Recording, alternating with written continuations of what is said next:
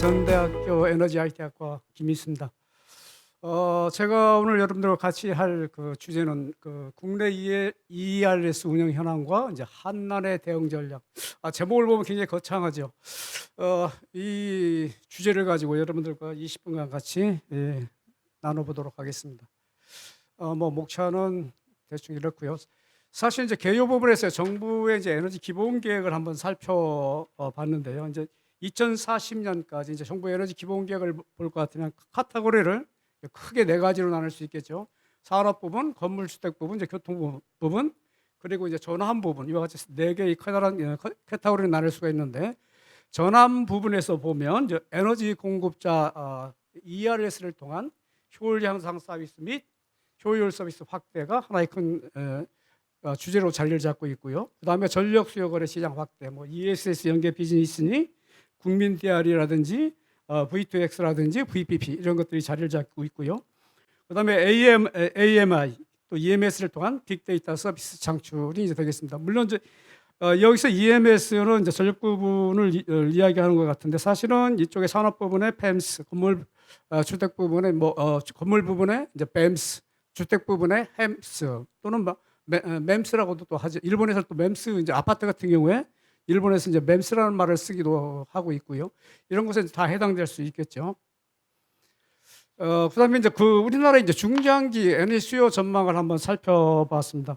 2040년까지 이제 우리나라의 에너지 효율 향상을 통해서 이제 30% 효율을 38% 높이겠다는 것이 이제 정부의 목표죠. 그래서 수요를 갖다 18.6% 감축하겠다는 것이 이제 정부의 비전입니다. 그 중에서 이제 에너지 원별로 살펴볼 것 같으면 이제 전력 부분이 이제 BAU 대비 19.6% 감축하는 걸로 되어 있고요. 가스, 도시가스가 BAU 대비 14.6%, 그다음에 우리가 이제 지역 난방 같은 열 부분이 이제 BAU 대비 이제 39% 이제 감축하는 걸로 되어 있습니다. 이제 밑에 그림에서 보시는 것처럼 이제 2040년까지 원별 수요 전망을 볼 것 같으면, 사실 이제 에너지 효율과 이제 신재생 에너지가 이제 가장 커다란 역할을 하는 것을 이제 보실 수 있을 겁니다. 3차 에너지 기본 계획이라든지 국가 온실가스 감축 목표를 살펴볼 것 같으면 2030년까지 이제 최종 에너지 2,900만 TOE를 이제 절감하도록 되어 있죠. 이것을 절감하기 위해서는 이제 네 가지의 커다란 이제 목표를 가져가고 있는데, 첫째 효율 향상 부분이죠. 첫째 이제 규제 인센티브 조화를 통해 산업 건물 수송 부분별 효율 혁신을 하겠다라는 거. 그다음에 시스템 공동체 단위의 에너지 소비 최적화. 그다음에 우리가 이제 지금 살펴보려고 하는 에너지 공급자 역할, 즉 ERS와 효율 관리 제도, 정기요금 제도 개편, 이런 것들이 해당된다라고 할 수 있겠습니다. 자, 이제 ERS란 이제 뭔가를 한번 아마 대부분 ERS에 대해서 알고 계실 텐데, 또 이것이 이제 최근 2018년에 처음 도입된 거기 때문에 낯설 수도 있겠죠. ERS라는 것은 이제 에너지 공급자, 에너지를 공급하는 이제 전력회사라든지 이제 가스회사라든지 이제 지역난방을 공급하는 지역난방공사라든지 이런 쪽에 연도별로 에너지 절감 목표를 이제 부여하고, 목표 달성을 위해 에너지 효율 향상 투자 사업을 의무를 주는, 의무적으로 이행하도록 하는 제도가 되겠습니다. 2018년부터 이제 처음으로 시범 사업이라는 명목하에 처음으로 이제 시작하였고요. 2019년도에 이제 가스 지역 난방이 이제 시범 사업으로 추가가 되었습니다. 시행 근거는 에너지융합리화법의 제9조 시행령 제16조에 의해서 시행이 되었고요. 지금 현재 ERS 대상은 한국전력공사, 한국가스공사, 한국지역난방공사 세 군데가 되겠습니다. 그 다음에 이제 이 투자 사업은 이제 전기 부분은 이제 추결 히트펌프 보일러 등 총 15개 사업이 되겠고요. 이제 가스 부분은 이제 가스 및 건물용 가스 보일러 등 5개. 그 다음에 열 부분이 이제 노후 난방 교체 등 이제 5개 사업이 이제 여기에 해당되고 있습니다. 그럼 에너지 공급 효율 향상의 즉 ERS 제도의 이제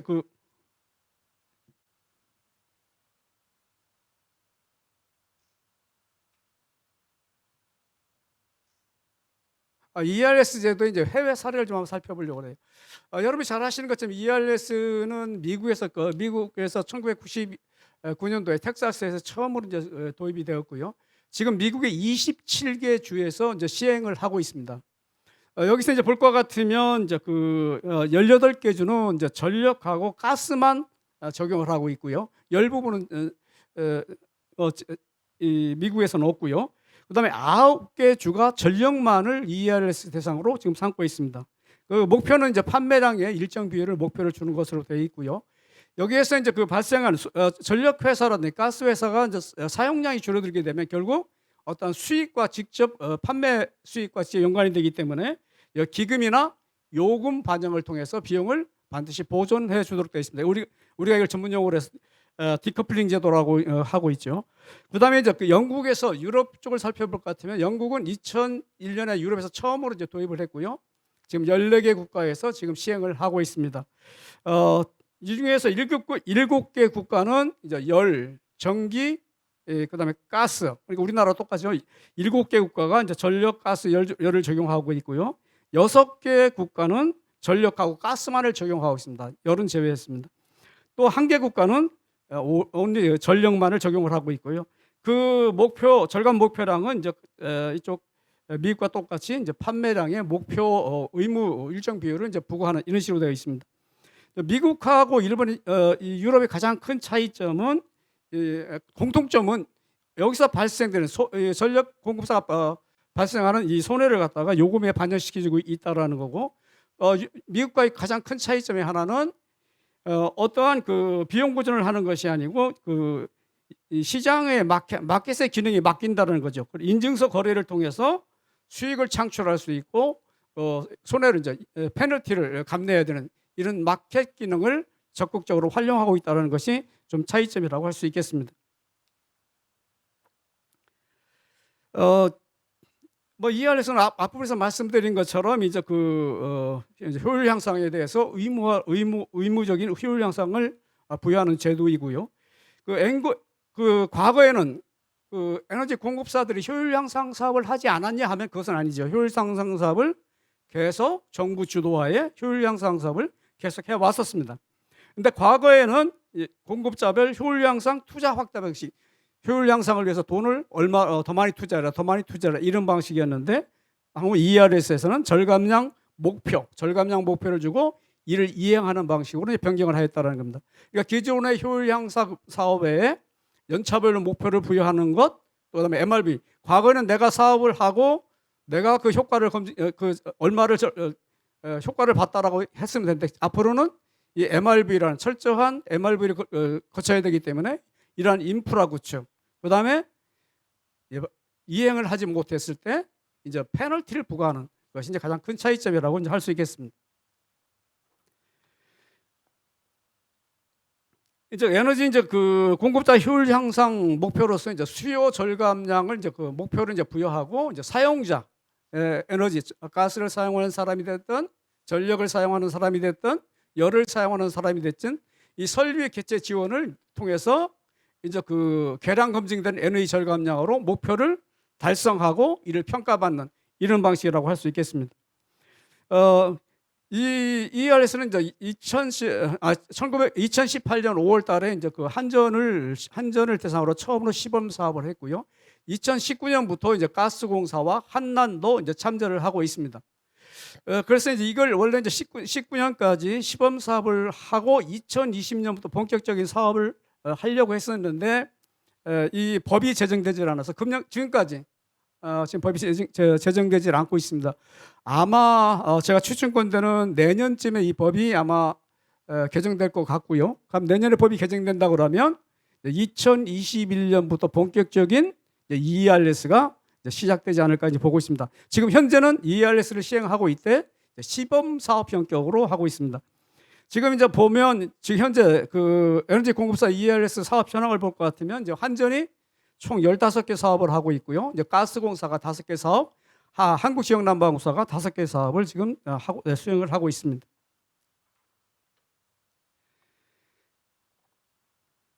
이제 그 에너지 공급자는 이 효율 향상을 위해서 효율 향상 사업을 위해서 이제 공급자가 직접 사업을 할 수도 있고 또 에스코라든지 이러한 사업자를 대행해서 사업을 시행할 수 있습니다. 이러한 사업을 시행을 통해서 이제 절감 효과를 종합해서 이제 목표 달성을 해 나가는 거라고 이제 볼 수 있겠죠. 이제 가장 중요한 것 중에 하나가 이제 에너지 공급사 측면에서는 측정 검증 방식이 가장 중요한 팩터 중에 하나겠죠. 그래서 수요 절감량 산정이 이제 가능한 부분을 갖다가 이제 표준화 사업이라고 분류를 하고 있고요. 그다음에 절감량 산정 방법에 대해서 어떤 표준화되어 있지는 그래서 어떤 그때 그 사업에 따라서 별도 검토가 필요한 비표준화 사업으로 이제 분류를 하고 있습니다. 절감 측정 검증 원칙은 이제 총 뭐 8가지로 되어 있는데 뭐 적절성, 완전성 이렇게 쭉 있습니다. 8가지 원칙으로 이제 지금 하고 있고요. 여기서 이제 그림에서 이제 보시는 것처럼 이제 사업 계획서를 갖다 에너지 공급사 사업 계획서를 작성해서 이제 정부에 제출을 하면 이제 정부가 사전 검토 협의를 통해서 이제 사업 계획서를 승인하게 되면 모니터링 계획 및 이제 협의를 이제 하게 됩니다. 이것은 이제 공급자가 이제 그 주관사인 한국에너지공단과 협의를 하고요. 그 다음에 사업이 끝나면 이 타당성 검토를 이제 한국에너지공단에서 하고 이제 성과 계량 인정위원회에서 이것을 최종적으로 이제 승인을 하게 됩니다. 이게 승인이 하게 되면 이제 이쪽에서부터 본격적인 이제 사업을 하게 되고요. 사업 시행 및 이제 모니터링은 이제 공급자와 한국에너지공단이 이제 협의해서 하도록 되어 있습니다.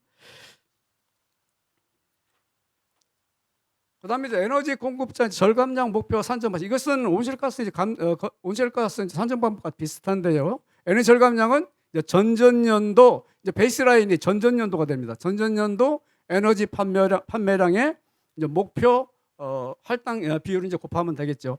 이런 식으로 지금 시행을 하고 있고요.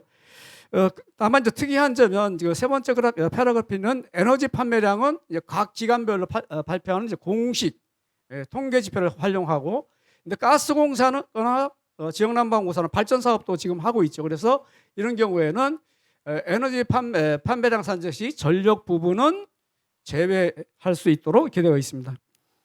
단위 사업별 에너지 절감 산정 방식은 이제 그 베이스라인 에너지 사용량에서 이제 개선 후 에너지 사용량을 빼는 방식이고요. 여기서 이제 개선 후 에너지 사용량 이제 플러스 조정 부분인데, 조정 부분이라는 것은 이제 에너지 사용량에 영향을 미치는 인자. 여기에는 외기 온도가 될 수도 있고요. 그다음에 기후, 또 뭐 어떤 생산이 갑자기 증가한다든지 생산이 급격히 감소한다든지 또 어떤 사용 시간이라든지 뭐 거주 이런 팩터들을 이 에너지 사용량에 감안을 하도록 이렇게 되어 있습니다. 이제 검증 기준은 이제 국제 이제 측정 기준이 IPMBP 이제 성과 측정 검증이라고 이제 이야기를 하고 있는데, International Performance Measurement and Verification Protocol이라고 해서 이제 미국 DOE에서 사용하던 것이 이제 ISO에서 이제 국제 이제 표준으로 이제 제정되어 있습니다. 여기에는 옵션이 4가지로 되어 있는데요. 이제 옵션 A, B, C, D 중에서 하나를 선택해서 효과 검증을 할 수 있도록 되어 있습니다. 옵션 A는 이제 일부 현장 측정이나 추정을 통해서 이제 절감량을 산정이 가능하다는 거고요. 옵션 B는 에너지 사용량을 현장 측정하고 이걸 공학적으로 계산해낼 수 있다라는 것. 그다음 옵션 3는 이제 전체 시설에 대해서 매저먼트 한다는 거고요. 옵션 D는 이제 기존의 어떠한 설비를 개최하는 것이 아니고 신사를 사업일 경우에 옵션 D를 사용하도록 되어 있습니다. ERS 이제 시범 사업 투자 경제성 평가 방법인데요. 이것은 뭐 여러분이 잘 아시고 계시는 이제 캘리포니아 경제성 분석 기법이랑 똑같습니다. 이제 사업 시행자, 참여자, 비참여자, 국가 사회의 4가지 관점에서 편익을 분석하는 거죠. 이제 공급자, 이제 에너지 공급자죠. 가스공사나 한전이나 지역난방공사가 해당되겠죠. 프로그램 어드미니스트레이터 코스트, 그러니까 이 프로그램을 관리 운영하는 사람이죠. 이쪽의 편익이라는 것은 이제 회피 에너지, 그 다음에 회피 설비, 회피 환경이 되겠고, 이것을 이 프로그램을 운영하는데 이제 소비자들한테, 수요자들한테 돈을 지원금을 주는 이제 지원비라든지 이 프로그램을 관리하는 이제 관리비 등이 인건비 등이 해당되겠죠. 이제 참여자, 이제 파티스펀트가 되는데, 이 프로그램에 참여하는 자는 이 전력 요금이나 가스 요금이 절감되기 때문에 요금 절감 효과를 보게 되고 참여자는 이 프로그램의 일부 비용을 이제 부담하는 것이 되겠습니다. 근데 사용자 영향도 림 테스트, 레이트 페이어 임팩트 메저먼트라고 해가지고 이것은 이 프로그램을 참여하지 않는 수용가들을 이야기하고 있습니다. 이 프로에 참여하지 않지만 전기요금이라든지 가스요금이라든지 지역 난방 요금을 통해서 이 비용의 일부를 이제 부담하는 것이 되겠죠. 그다음에 자원 총자원은 이제 토탈 리소스 코스트라고 해서 국가적인 차원에서 이 프로그램이 어느 정도 이익이 되고 비용이 얼마나 드는지를 이제 판단하는 부분입니다. 이와 같이 캘리포니아 테스트를 이제 그대로 적용을 하고 있고요. 그래서 이제 현재 그 모니터링 19년도 시범 사업 성과 겨냥 방식을 검토해 보면 총 한전이 15개 사업 중에서 이제 표준화 사업이 12개가 되고 이제 비표준화 사업이 이제 3개가 되겠습니다. 가스보일러는 가스공사는 이제 표준화 사업이 4개, 비표준화 사업이 1개가 되겠고요. 한국지역난방공사는 이제 표준화 사업이 3건, 이제 그다음에 이제 비표준화가 이제 총 2건이 되겠습니다. 이제 에너지 절감 결함 검증식 고려 사항은 이 보고서를 이제 참조해 보시면 좋겠고요. 이제 경제성 평가 시에 이제 그 회피 비용 산정은 이제 에너지 원간 대체 또는 교차로 인한 절감, 우리가 이제 에너지원을 바꾼다든지 서로 교차를 한다든지 이런 중에서 그 에너지를 절약할 수 있지만 이런 것들은 가급적 지양하고 에너지 원 절감을 우선적으로 한다라고 지금. 그다음에 19년도 ERS 시범 사업 실적을 한번 분석해 본 겁니다. 여러분이 잘 아시는 것처럼 이제 19년도 전력 부분은 전년 대비 1.1% 감소했습니다. 19년도 전력 수요는 IMF 2008년 이후, 1998년 이후에 처음으로 전력 사용량이 이제 감소하는, 아마 올해는 이제 코로나 때문에 더 감소할 것으로 보여지는데, 하여튼 최초로 우리나라가 그 현대에 들어와서 전력 사용량이 처음으로 감소한 해가 IMF 이후에 처음으로 이제 전력이 감소하게 되는데, 여기에 경기 동행지수, 냉난방 도일 등을 이제 고려하게 되면 0.1% 정도 전력 사용량은 증가한 것으로 보고 있습니다. 전력 사용량 특히 많이 증가한 것은 이제 농사용 전력 종류 총량이 저렴하다 보니까 농사용, 가로등용 전력 사용량이 크게 증가했고, 경기가 좀 약간 침체되어 있기 때문에 산업용 전력 사용량이 많이 감소한 것으로 되어 있습니다. 특히 심야 전력은 많이 감소했고요. 한국전력공사의 이제 ERS 사업을 볼 것 같으면 이제 목표를 1015기가와트 아워를 이제 절감한다고 되어 있는데 실질적으로는 324기가와트 아워를 절감한 것으로 되어 있습니다. 그래서 한 32% 목표 달성한 것으로 되어 있고요. 투자비는 이제 38% 계획 대비 38% 집행한 것으로 되어 있고요. 그다음에 그 가스공사는 가스 사용량도 IMF 이후 처음으로 감소를 했습니다. 여기는 전력과는 달리 이제 경기 동행 지수라든지 냉난방 도일을 이렇게 감안하더라도 0.9% 정도 이렇게 감소를 했습니다. 가스 사용량이 특히 이제 그 증감률 순으로 보면 이쪽에 이제 업무 난방용이라든지 열병 압용이 이제 거의 크게 감소했고요. 업무 난방용 같은 경우는 EHP가 크게 증가했고, 그다음에 난방 도일 때문인 것으로 지금 분석을 하고 있고요. 여기도 오히려 절감량은 한 59%, 예산은 51% 정도 한 것으로 달성한 것으로 되어 있습니다. 한국지역난방공사도 IMF 이후 처음으로 그 사용량이 감소했고요. 여기도 이제 경기 동행지수라든지 냉난방 도일들을 감안하게 되면 한 6.4% 정도 감소한 것으로 되어 있습니다. 지역난방공사는 그래도 3개사 중에서 가장 그 절감량은 목표 대비 거의 350% 초과 달성을 했고요. 투자비도 거의 100% 이상 이제 진출한 걸로 가장 우수한 성과를 거둔 것으로 되어 있습니다. 지역난방공사 부분을 좀 세부적으로 나눠봤는데, 세대 난방 설비 효율화 부분이 전체 절감량의 거의 한 90%를 차지하고 있습니다. 이것이 이제 가장 큰 위크 포인트라고도 이제 할 수 있겠죠. ERS의 이제 그 제도와 이제 지금 2019년도 시범 사업을 중점적으로 살펴봤고요. 이제 한난의 대응 전략에 대해서 이건 제 나름대로 어떤 한국지역난방공사 협의한 것도 아니고 제 나름대로 생각을 정리해봤습니다. ERS의 목적은 이제 크게 세 가지로 나눌 수가 있겠죠. 수입 대체 및 고용 창출 효과가 발생해서 경제 성장에 기여한다. 또 국가 안보 및 에너지 안보에 기여한다. 세 번째가 온실가스를 감축시킴으로써 환경 영향 비용을 최소화를 통해서 삶의 질을 이제 향상시키는 이 세 가지로 나눌 수가 있는데, 사실은 ERS 이 목적과는 별개로 이제 정부의 에너지 관련 정책이나 제도에 따라서 에너지 공급사들이 경영 환경에 직접적인 영향을 미치게 된다는 거죠. 하나의 예를 들어볼 것 같으면 이제 집단 에너지 주공급 대상이 이제 건물 부분인데, 건물 부분의 에너지 관리 기준이 강화됨에 따라서 85년도, 87년도에 제곱미터당 4.97kg을 쓰던 것이 지금 15년도, 17년도 지어진 건물 같은 경우에는 2.8이 거의 50% 가까이 줄어들고 있다는 거죠. 그럼 2018년부터 공공건물이 제로에너지 건물 의무화가 됐고, 2025년부터 민간 건물이 확대되고, 2030년에 모든 건물이 제로에너지 건물 의무화가 적용된다고 하면 아마 한국 지역 난방공사에 미치는 영향이 굉장히 클 것으로 지금 보여지고 있고요. 그래서 또 하나는 지금 에너지 공급사에는 ERS뿐이 아니고 지금 RPS가 이제 그 의무 부담으로 주어지고 있는데, 이것이 궁극적으로 RPS가 됐던 ERS가 됐던 궁극적인 목적은 온실가스 감축이거든요. 그런데 이것이 온실가스 감축은 환경부, RPS나 ERS는 산업부, 또 ERS는 효율 관리, 효율 파트, RPS는 신재생 에너지 파트, 이렇게 하다 보니까 이 제도가 서로 연관되는 것이 아니고 각자 이 프로그램대로 돌아간다는 거죠. 그럼 이 피해는 결국은 에너지 공급사가 그대로 떠안게 된다는 거죠. 예를 들면 미국 같은 경우에는 에너지 공급사에게 일정한 목표를 주고, 그것을 자기 에너지 공급사의 형편에 맞게 내가 RPS를 많이 하든 신재생 에너지를 많이 하든 효율 향상을 많이 하든 그것은 그 공급사의 경영 환경에 맡겨주는데, 우리는 따로 그리고 결과는 온실가스 감축으로 나타나는데, 또 온실가스 감축은 또 환경부에서 또 별도로 관리하고, 세상에 이런 제도가 어디 있습니까? 이런 것들은 적극적인 정책 건의를 통해서 이런 것을 하나씩 시정해 나가는 것이 좀 필요할 때라고 시정할 때라고 보고요.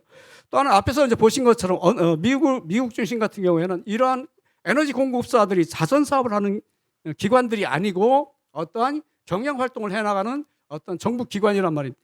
그런데 여기서 발생하는 손실을 그대로 떠안는다는 것이 결국 어차피 뭐 국민이 떠안는 거기에 되겠지만, 여기가 바로 이제 그 어떤 기금이라든지 아니면 요금제도에 즉각 반영될 수 있는 디커플링 제도, 이런 것들이 아니면 유럽과 같이 그것이 시장이 활성화돼서 시장에서 이 기능을 흡수하는 이런 것들이 빨리 보완이 되어야 된다라고 이제 생각을 하고 있습니다.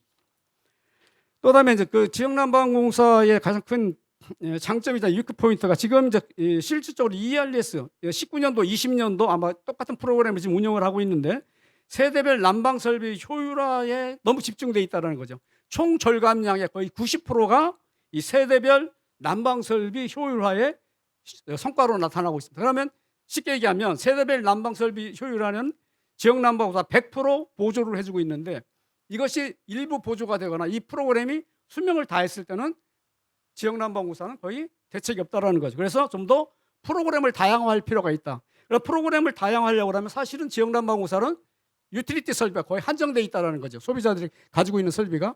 그래서 이것을 내가 사용하는 지역 난방 설비 여기에 국한될 것이 아니고, 우리가 이제 그 열에 이제 직간접으로 영향을 주는 창호라든지 단열, 우리가 이제 ERP라고 얘기하죠. 에너지 릴레이션 프로덕스, ERP 쪽에도 확대해야 될 필요가 있다라고 생각을 하고 있습니다. 또 하나는 지금 이제 한국전력공사를 볼 것 같으면 AML, 그 지능형 계량기라고 그러죠. 스마트 계량기. 이 교체 사업을 통해서 AMI에서만 효과의 13%를 갖다가 성과를 거둔 것으로 되어 있습니다. 지금 이제 가스공사도 AMI기를 이제 도입하는 것으로 되어 있고요. 우리는 지역난방공사만 지금 AMI를 어떻게 하실 것인지 지금 내부 전략은 있겠지만, 이 AMI를 하나의 전략 분모로 가져갈 필요가 있다라고 생각을 하고 있습니다. 그리고 마지막 부분은 제가 꼭 개인적인 생각입니다. 완전히 누구랑 상의해 본 적도 없고 정부랑 이야기해 본 적도 없고, 제가 이제 가스공사 프로젝트를 하면서 가스공사와는 교감을 했던 내용들인데, 지금 전력산업기반기금은 전력요금의 3.8%인가 7~8%인가를 그 기금으로 분담을 하고 있습니다. 거기서 상당히 그 AMI라든지 일부 효율 관련 기기들도 그 돈으로 집행을 하고 있고요. 근데 가스공사도 이것을 가스 기반 기금을 지금 만들려고 하고 있습니다. 그럼 우리가 이제 저 지역 난방도 이 AMI 스마트 계량기를 아마 확대 보급하고 또 인프라를 구축하고 이런 비용들은 이러한 기금을 통해서 하는 것이 어떨까라는 것이 저희 제안입니다. 이상 발표를 마치도록 하겠습니다. 고맙습니다.